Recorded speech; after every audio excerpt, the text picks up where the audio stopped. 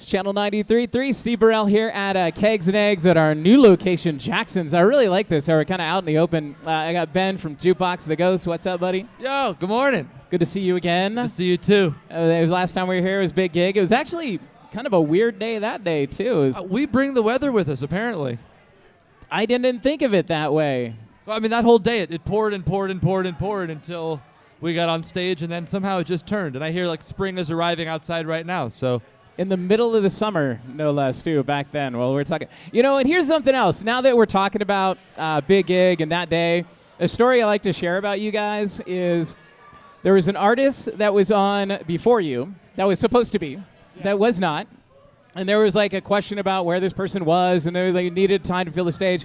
And you guys are standing back there, and legitimately, we're like, we'll go. We're ready to go. We'll play longer. Let's do it.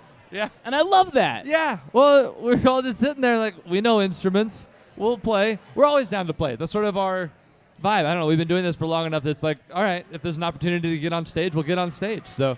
And it is part of it, too. You guys have been playing for a long time. What are we at, 10 or 11 years now? Yeah, something like that. Yeah. So cool. And obviously here, maybe in the last couple of years, things are getting some traction. You're starting to get some other things going on. How's that been? It's been amazing. I mean, especially in Denver, where we've watched this growth from club shows, and we just had this sold-out show at the Ogden for Halloween that we all did together. It's amazing. And Denver is one of those towns that's gotten really special for us over the past year and a half. That's terrific. And speaking of that thing, thanks for leading me into my next question. You You're guys welcome. always do the Halloween. This year has been the year of Queen in a lot of ways. Yeah. With the Bohemian Rhapsody, the Freddie Mercury biopic.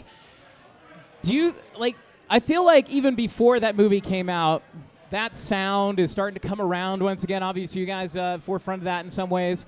Have you felt a boost from that at all? It's fun. It seems more coincidental than anything else. We started doing these Queen shows because people kept coming up to us and saying, you sound like Queen. So then we were like, let's learn a Queen song or two. And then we learned 12, put on this show. And we've been doing it for 4 years now. And it's kind of cool that all of a sudden Queen is in, the public eye and everyone sort of is talking about it again.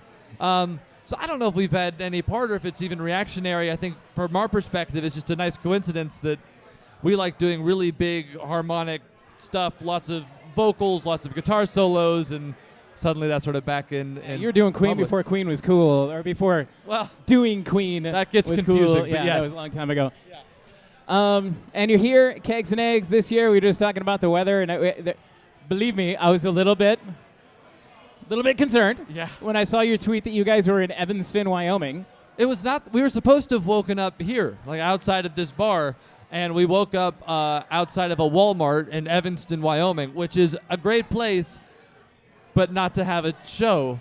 And we were just waiting for I-80 to open up, and it never did. So I don't think it ever would. That's the worst highway in America. No, I think it's now permanently closed for the good of humanity. Yeah. And it's very nice of you to say that Evanston, Wyoming is a lovely place. Well, it is. I wanted to show you one thing. I don't normally break out my phone during an interview. Okay. But I got a picture earlier today. We have a fan that's in the audience right up front that showed me that. And if you can see that. That is a tattoo of our logo and autographs, in fact. Legitimately the logo of Jukebox the Ghost and all of your autographs permanently attached to this person's arm. It's extraordinary. Sage, have you ever seen that before? A handful of times, actually. Yeah, Wow. I mean, it's very rare that the autograph gets on. That's sort of the highest echelon of, I think, fandom tattooing. The logo, the ghost appears with some degree It's a of cool little regularity. logo, that's for sure. But the autographs are something else. It's always funny, too, because people come up and ask for an autograph, and you just sort of, you do your scribble, but they never say, I want your autograph for my arm. So they get the really impromptu squiggle, not the carefully crafted penmanship that I don't have, but other people presumably have. I think you got to start thinking about that. I really do. It's Jukebox the Ghost. Ben from Jukebox the Ghost here. The rest of the guys probably sleeping on the bus right now. It's true. They're going to be taking the stage here shortly. Thanks so much for waking up early, fighting your way to get here today. I know it's in a way too, but man, it's all coming together. Well, it's my pleasure. Our pleasure. You guys are the best. We love being here. These shows are awesome. We're out here at Channel 93.3's big. We're not a big gig anymore.